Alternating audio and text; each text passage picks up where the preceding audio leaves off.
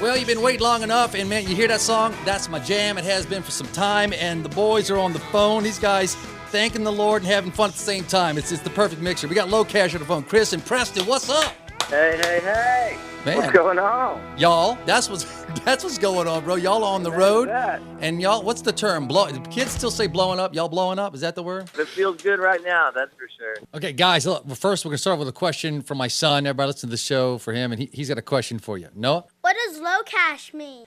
Well, LoCash means don't worry about how much money you got because the best things in life are free.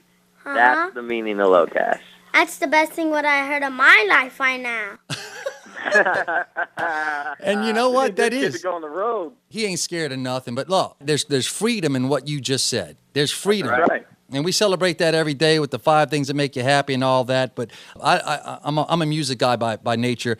With this new album, for you, Chris, and for you, Preston, talk to me. What is it? The Fighters. Tell me about the album. Tell me what you're excited about, because I'm interested in knowing where this album came from. Man, we're just excited about this whole album. I really feel like Preston and I really, picked the best songs that we felt represented LoCash and how we like to have fun with life and just, and smile a lot and get serious like the Fighter song. I mean, we've never been handed anything in our lives easily.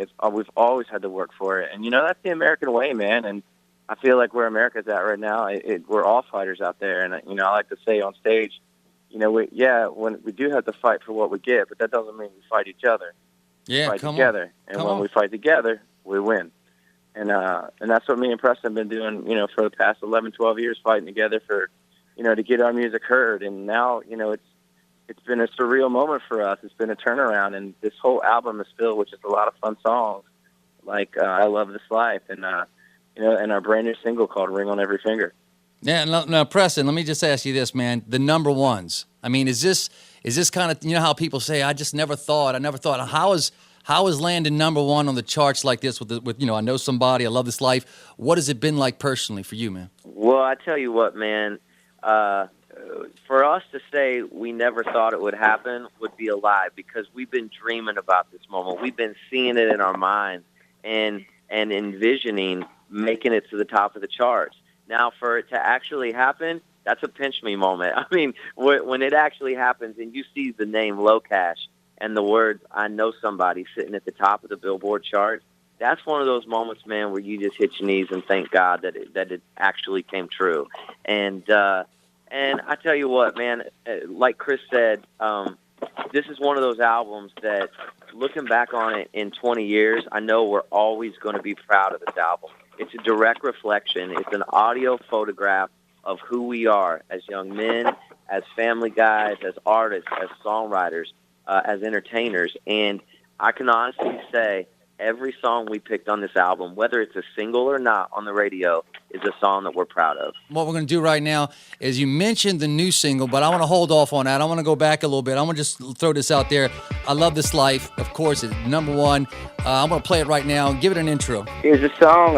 It was our first song we wrote with, we got Chris Janson and Danny Myrick on it, and it's called I Love This Life, our first number one. There you go, I Love This Life. And on the phone, we got Chris and Preston, LoCash. You guys, fantastic. Let me just say this real quick, because people don't understand this. You guys are writers. In other words, y'all write. And to me, that's the heart and soul, bro. I think you got it all. But in my humble opinion, the fact that you guys you're even writing stuff for Keith Urban and stuff and Tim McGraw, how has all that been unfolding? Have you just been hitting the right corners and the right people, or have you been doing this for some time behind the scenes? Well, I tell you what, we've been writing for years, and we've been sitting down in rooms writing songs with Chris Janson for years. And for us to have a song with Chris Janson on Tim McGraw, man, that's one of those moments that you're just like, did that really just happen to us? Right. And all the pieces have to fall into all the right places. And it's a timing thing. Tim McGraw happened to be cutting right around the time we wrote Truck Yeah. And then somebody heard the song, and they played it for Tim's people. Tim's people loved it. They took it to Tim's house. They literally knocked on his door. They played Truck Yeah for him at his house. He fell in love with it. He played it for his family. They loved it. And the next thing you know, it's on the radio as his single, and it goes top 10. Yeah. That's a life changer, and all those things have to happen in the right kind of timing for it to happen. So it's all just blessings to us. We're just fortunate we were at the right place at the right time with the right music, and it all fell in place. And look, either one of y'all can take this. I'm taking one of my last questions, moving it up, because you got me thinking about this. I can hear your heart. What is it you're going to want people to remember about LoCash when the dust settles, when it's all said and done? We're real and positive role models for kids today, man. That's what we want to be. We've always wanted to be it, and that's what we strive to do. Man, you heard that, Noah? They want to be positive role models for kids like you. Woohoo! All right, check this out. So, of course, I Know Somebody. You hit it out the park again. Tell me a little bit about that single, how it came to be. Somebody pitched this song to us, and they sent it to our emails, and we were like, whoa, now this is a hit song. And it's written by Rhett Akins, Ross Copperman, and Jeremy Stover. They're all three great number one songwriters. So when they got in a room together, they wrote this song right here called I Know Somebody. It's about the underdog having a shot with the girl. Here it is. Number one, I Know Somebody. TJ with you, and good morning, folks. Listen, so glad you joined us. If you're just tuning in, we're on the phone with LoCash, and actually, the LoCash, you'll forever be LoCash Cowboys, bro. Y'all got to tell me what happened. What happened to the Cowboys? What happened? We just couldn't fit it in the logo, man, and that's the honest to God truth. It was a Photoshop and Jerry deal. Jones called. He wanted his name back. They were like, all right, Jerry, relax, all right? Y'all are right now just on tour, and the idea is, from what I understand, and you need to correct me, but real soon, y'all are going to be making an appearance at the New Orleans House of Blues. That's right. We're coming to town. We're going to party with you guys. Man, well, I'll tell you what, it's the one to watch tour, because it says y'all will be playing with a newcomer, Michael Tyler. Yeah, and Michael Tyler is a guy that we asked to come on tour with us. He's our label mate with Reviver Records. And Reviver Records, man, they changed our life. We got a team that we got to work with nice and close, and we work with the record label very close. And we're having success together, and it feels great. And now that we're able to, we've never had anyone ask us to open for them, so we're in a position where we can actually headline it now and help, some new artists try and get it out there too. And Michael Tyler's one of them. He's a great kid. He wrote a couple songs on our album, Ain't Starting Tonight and Shipwrecked, and he also wrote the Somewhere on the Beach by Dierks Bentley. Yeah, man. And another kid, Ryan Follissay, that's coming out, and he's a great artist too. We have opening up for us. Just recently, I want to say, Game 2 of the World Series, the national anthem. What? Yeah.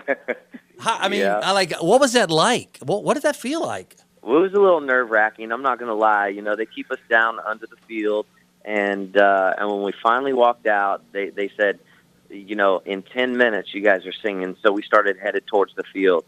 And when we walked out behind home plate, they opened up the gate. And I'll never forget how loud it was. Yeah. Everybody, we were in Cleveland, Ohio, and everybody was waving their towel in the air, and they were screaming, and they were pumped up for Game 2. And you couldn't even hear yourself think. It was just such a buzz. And but we had our nerve about us, and we walked out there on the field. And that's the good thing about being in a duo is you can kind of lean on each other to get through moments. And we shook the nerves off, and we took our hats off. We put our hands on our heart, and we sang the national anthem. And we wanted to do it for America, man. We wanted to do it for all the right reasons and stand there, proud. And not change the song up and not add a bunch of stuff to it. I mean, it's America's song. It's not our song. Yeah. And so we went out there and just sang it from the heart. And we looked at that flag. We sang it for every person who's ever served in our military, every American. And it took the nerves away, and it felt really good. I like the backstories. How did he come to be? I mean, what put y'all two together? Baltimore, Chris, right? And Indianapolis, Preston, right? Yeah. Yeah.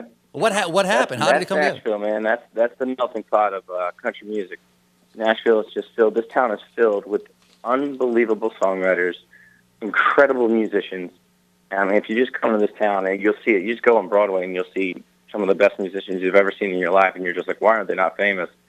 And it's all about timing. You would have asked me that 10 years ago, I would have laughed, and now I understand what timing is all about in life, and and never giving up and perseverance. And that's what this town, it's going to make you make you be like that, or you're not going to make it. And for where we met each other, man, we waited till the stars lined up, and they did about a year and a half ago. Well, I'm just going to say this, and I'm not saying this lightly. I interview a lot of people, the biggest names, and I'll tell you, when you can talk to someone and you can hear their heart, and you can, I love the way you guys are doing it, and I love everything about you. So whatever, if you can, by all means, don't change it and keep giving. way, man. You know what I'm saying? Keep giving more of you, because that's what people will love, and that's what people are going to remember. I appreciate your time, and as we wrap it up, if you don't mind, I want you to introduce the new single. It's called "Ring on Every Finger" off of the Fighters album, which is out. Of course, I'm old school. I say album. I don't say CD. That's right. So give me the lead and tell me about "A Ring on Every Finger." Here it is, guys. It's our brand new single off the LoCash album called The Fighters. The song is called Ring on Every Finger, and we hope you love it. Well, there you go, the brand new single, LoCash. Get the album, The Fighters, and they are coming to the New Orleans House of Blues soon. I wish you the best of luck, a long, healthy career, where on the other side, you're better off than when you walked in. And I want to say thank you personally to you, Chris and Preston. Man, thank you so much. Thank you. Absolutely. Thank you, brother. Keep rocking, man. Yeah, you're right. All right, well, Take care of that kiddo. yeah, he's what did you do? I think he's drawing. He's in the Star Wars right now. What are you drawing? Is that the Death That's Star? what my kid is into. Show me and It's tell like them. Return of the Jedi, the battle. You know when like the Death Star destroys the ship. Yeah. The one when they're in the forest. Indoor, right, doing the fort. Oh, he's doing the whole movie. When, A New Hope when the Death Star was attacking the X-wing, Yeah. and I'm about to draw Luke shot it into the hole to blow up the Death Star in the little tunnel. And he drew all that. While we were doing the interview, he was doing 5, pictures. That's amazing. Well, man, look. How old is he? 9. He's 9 years old, and Yeah. he's one of these reasons why. Really, I'll be honest. That's why people listen to the show. They don't listen for me. They listen for myself. Yeah, well, I mean, you can already tell how educated he is. I mean, I'm a huge Star Wars fan too, and so is my kiddo. Actually, we just ordered the new Star Wars Lego from the new the Rogue One. I'm actually excited about that. We're going to find out what. Until I saw the latest trailer. Oh, really? The latest trailer blew my mind. It's like they were holding back in the first 2 or 3 trailers. Well, I finally You know geeked out. that some trailers, like in the beginning of the movie, it's like old timey. Like it starts off how they were a kid, and then they wake up, and then they're like growing up real fast. Right. I saw that. Exactly right. That's it. See, and he's sitting here at 9 years old. He's already critiquing movies when they mess up and how like You need to get this kid to Hollywood, man. He's ready. No doubt. he really is. But and look, I love you guys. Thank you, LoCash. Thank you so much, everybody. Look, the album's called The Fighters. Check them out because these guys are fantastic. Chris and Preston, again, thank you so much, man. Hey, thanks, y'all. We love you See you guys. guys.